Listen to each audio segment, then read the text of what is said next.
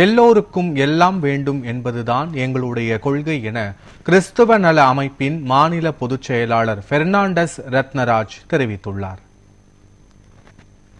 மதுரை பசுமலையில் உள்ள தனியார் மகாலில் கிறிஸ்தவ நல அமைப்பு சார்பில் கிறிஸ்தவ மக்களின் அரசியல் கோரிக்கை மாநாடு நடைபெற்றது. பல்வேறு பகுதிகளில் இருந்து கிறிஸ்தவ சமூகத்தைச் சேர்ந்த திரளானோர் பங்கேற்றனர்.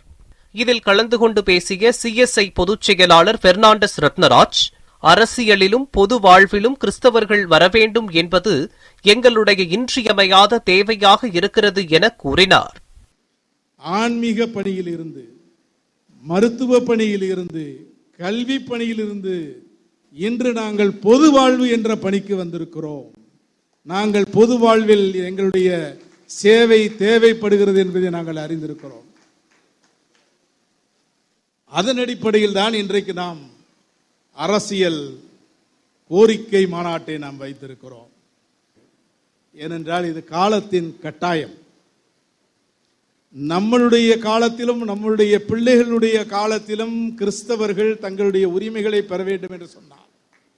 இன்றைக்கு அரசியலை நாம் தவிர்க்க முடியாது. அரசியல் என்பது நமக்கு வேண்டும். பொது வாழ்வின் சேவை வேண்டும். அது அவங்க பாஷையில் நான் அரசியல்னு சொல்றேன். நம்ம பாஷையில் பொது வாழ்வில் சேவைக்கு புறப்பட தயாராகும். பொது வாழ்வில் மெய்ப்பொருளாக உருவாகுவதற்கு தயாராகும். எல்லோரையும் இணைத்து கொண்டு மெய்ப்பெண் பணியை செய்வோம். இதுதான் இன்றைய அழைப்பு. இன்றைக்கு நான் இரு விஷயங்களை மாத்திரம் உங்களுக்கு சொல்ல விரும்புகிறேன். அரசியல் வெளிப்படையாக பேசாவிட்டாலும் இன்றைக்கு எல்லாரும் மதமாற்ற தடை சட்டத்தை பற்றி எல்லாரும் தெரிஞ்சிருப்போம். ஏன்னா நம்ம எல்லாரும் அதில் ஒரு பாதிப்பு ஏற்பட்டது, எதிர்காலங்களில் ஏற்படுமோ என்று ஒரு கேள்வி எழுந்திருக்கு. ஆக இந்திய அரசு, இந்த ஒன்றிய அரசு எப்படி மக்களை மதத்தை வைத்து அரசியல் செய்து வருகிறது என்பதை நாம் புரிந்து கொள்ள வேண்டும். இதற்கு ஊடாகத்தான் நம்மளுடைய அரசியலும் இருக்க வேண்டும், நம்மளுடைய பொது வாழ்வும் இருக்க வேண்டும். கிறிஸ்தவ நிறுவனங்களில் படித்தவர்கள்தான் இன்றைக்கு அனைத்து துறைகளிலும் இருப்பதாகவும் தெரிவித்தார். சேவை செய்வதை இலக்காக கொண்டு செயல்படுகின்ற கிறிஸ்தவர்கள் அரசியல் பாதையிலும் செயல்படுகின்ற பொழுது அது நிச்சயமாக தமிழகத்திற்கு ஒரு மிகப்பெரிய மாற்றத்தையும் மறுமலர்ச்சியையும் கொண்டு வரும் என குறிப்பிட்டார். எந்த தலைவரையும் போய் தேடி பாருங்கள், அவர் நல்ல தலைவர்களாக ஜொலித்துக் கொண்டிருந்தால் அவர்கள் கிறிஸ்தவ நிறுவனத்திலே படித்திருப்பார்கள். சேவை மனப்பான்மையோடு என்றைக்கு யாரும் இணையாக கல்வி பயில முடியாது என்ற சூழல் இருந்ததோ அன்று நிறுவனங்களை துவக்கி இன்று வரையிலே அதை பாதுகாத்து அதே மக்களுக்கு நாங்கள் சேவை செய்து கொண்டு வருகிறோம்.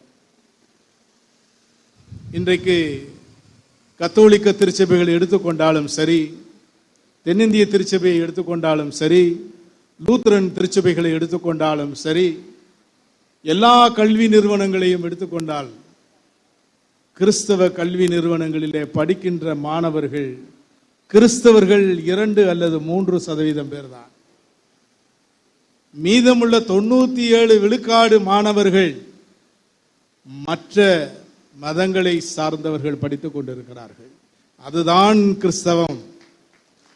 கிறிஸ்தவம் என்று மார்தட்டி நாங்கள் சொல்லிக்கொண்டு கிறிஸ்தவர்களுக்காக மட்டும் பேச வரவில்லை. கிறிஸ்தவம் என்று நாங்கள் சொல்லிக்கொண்டு எல்லாருக்காகவும் நாங்கள் பேச வருகிறோம்.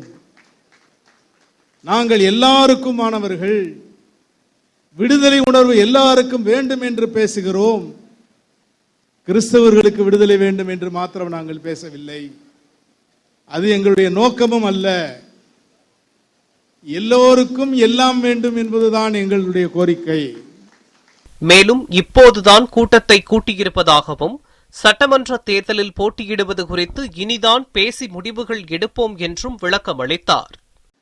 எதிர்வரும் காலங்களிலே 234 தொகுதிக்கும் இங்கு இருக்கக்கூடிய தலைவர்களும் நாங்களும் பயணப்படுவோம், மக்களை சந்திப்போம், மக்களுக்கு அரசியல் விழிப்புணர்வை கொடுப்போம். கிறிஸ்தவர்களுக்காக மாத்திரமல்ல, அனைத்து மக்களுக்கும் அரசியல் விழிப்புணர்வை கொடுப்போம்.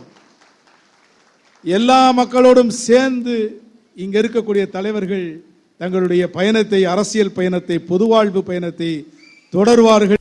தொடர்ந்து பேட்டியளித்த பெர்னாண்டஸ் ரத்னராஜ், அரசியல் கொள்கை என்பது கிறிஸ்தவர்களுக்கு உண்டான வாய்ப்புகள் வழங்கப்பட வேண்டும், எல்லோரும் ஒன்றாக வாழ வேண்டும், மத ரீதியாக பிளவுபடுத்தக் கூடாது, எல்லோருக்கும் எல்லாம் வேண்டும் என்பதுதான் எங்களுடைய கொள்கை என்றும் கூறினார். நாங்கள் ஏற்கனவே சொல்லியிருக்கிறோம், மதவாதத்தை வைத்து அரசியல் செய்பவர்களை நாங்கள் எதிர்க்கிறோம்.